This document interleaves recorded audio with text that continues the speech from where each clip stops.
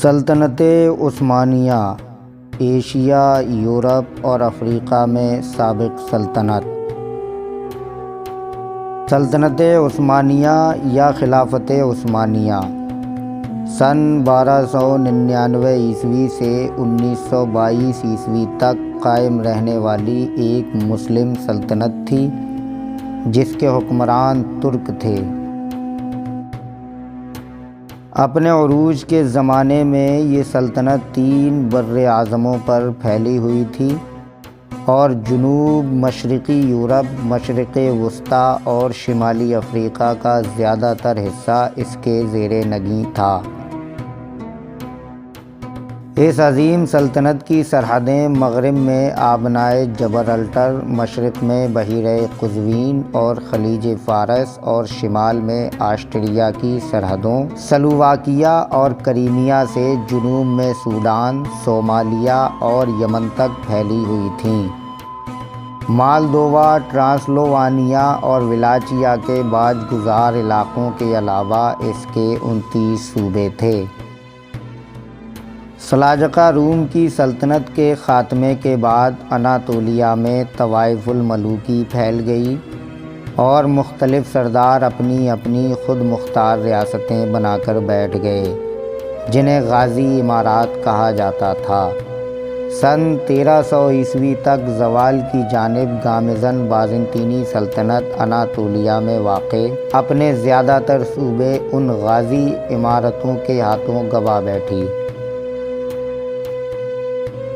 انہی عمارتوں میں سے ایک مغربی اناطولیہ میں اس کے شہر کے علاقے میں واقع تھی جس کے سردار عثمان اول تھے۔ کہا جاتا ہے کہ جب ارطغرل ہجرت کر کے اناطولیہ پہنچے تو انہوں نے 2 لشکروں کو آپس میں برسر پیکار دیکھا جن میں سے ایک تعداد میں زیادہ اور دوسرا کم تھا، اور اپنی فطری ہمدردانہ طبیعت کے باعث ارطغرل نے چھوٹے لشکر کا ساتھ دیا اور 400 شہ سواروں کے ساتھ میدان جنگ میں کود پڑے، اور شکست کے قریب پہنچنے والا لشکر اس اچانک امداد سے جنگ کا پاسا پلٹنے میں کامیاب ہو گیا۔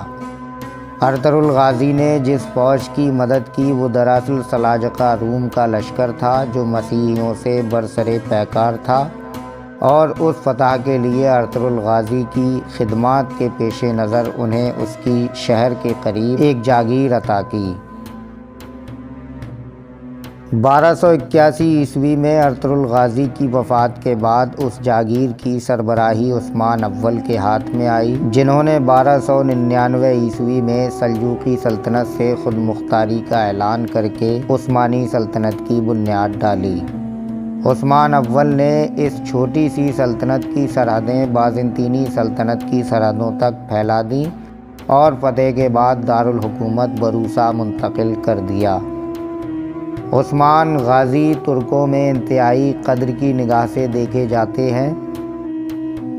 در حقیقت وہ بہت ہی اعلیٰ اوصاف کے حامل تھے، دن کے مجاہد اور رات کے عابد کے ساتھ ساتھ انتہائی شریف النفس، سادگی پسند، مہمان نواز، فیاض اور رحم دل انسان بھی تھے۔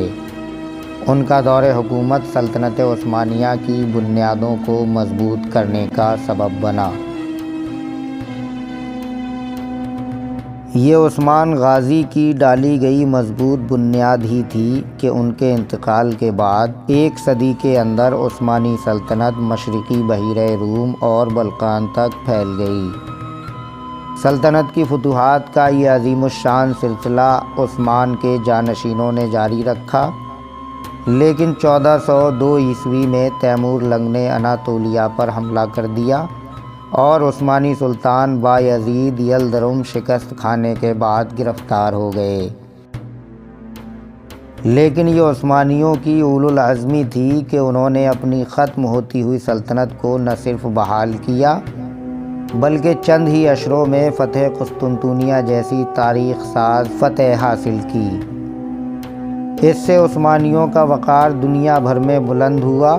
سلطنت عثمانیہ کی دوبارہ بحالی کا صحرا بایزید یلدرم کے بیٹے محمد اول کے سر جاتا ہے، جو اپنے اعلیٰ اخلاق و اوصاف کے باعث ترکوں میں محمد چلبی کے نام سے جانے جاتے ہیں۔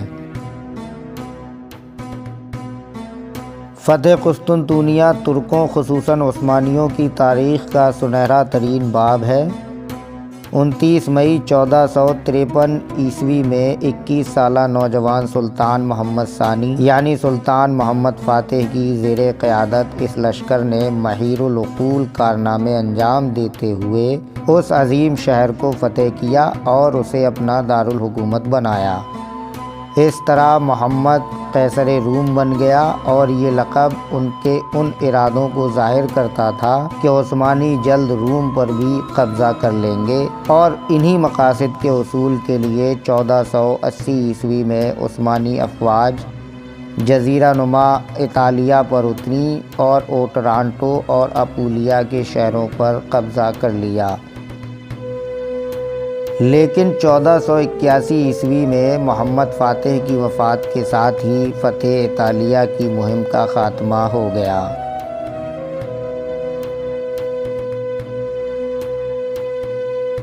عثمانی تاریخ کا یہ دور دو مختلف ادوار میں تقسیم کیا جا سکتا ہے۔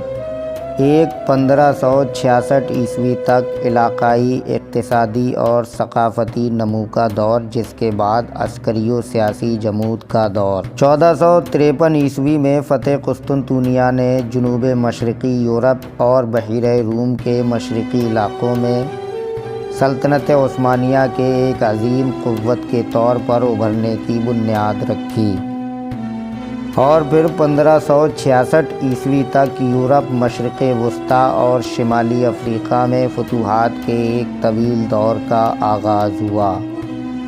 ان فتوحات کا سبب فوج کا معیاری نظم و ضبط اور جدید عسکری قوت تھی، جس میں بارود کے استعمال اور مضبوط سمندری کا کردار بہت اہم تھا۔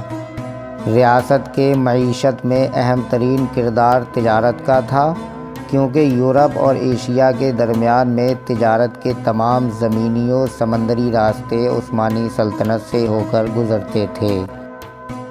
ایک کے بعد دیگر عظیم سلاطین نے سلطنت کی سرحدیں پھیلانے میں اہم کردار ادا کیا، جن میں سلیم اول کا نام نمایاں ہے، جنہوں نے مشرقی و جنوبی جانب توجہ کی اور صفوی سلطنت کے شاہ اسماعیل صفوی کو جنگ چالدران میں شکست دی اور مصر میں عثمانی حکومت قائم کی۔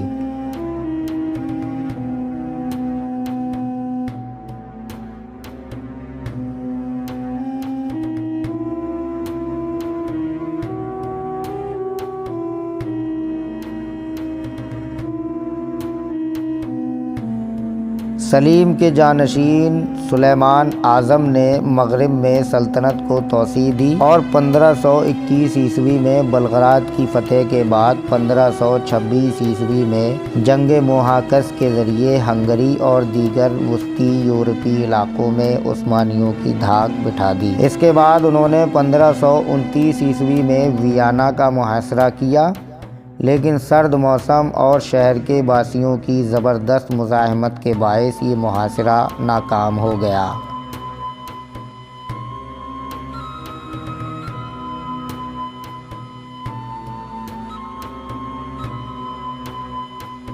اس طرح عثمانی طوفان کی موجیں ویانا کی دیواروں سے ٹکرا کر واپس آ گئیں اور عثمانی سلطنت کی سرحدیں وسطی یورپ کے اس شہر سے آگے کبھی نہ بڑھ سکیں۔ سلیمان کے ادوار میں ٹرانسلووانیا، ولاچیا اور مالدووا سلطنت عثمانیہ کے باج گزار بنے۔ مشرق میں عثمانیوں نے ایران سے بغداد دوبارہ حاصل کر لیا اور بین النہرین پر قبضہ کر کے خلیج فارس تک بحری رسائی حاصل کر لی۔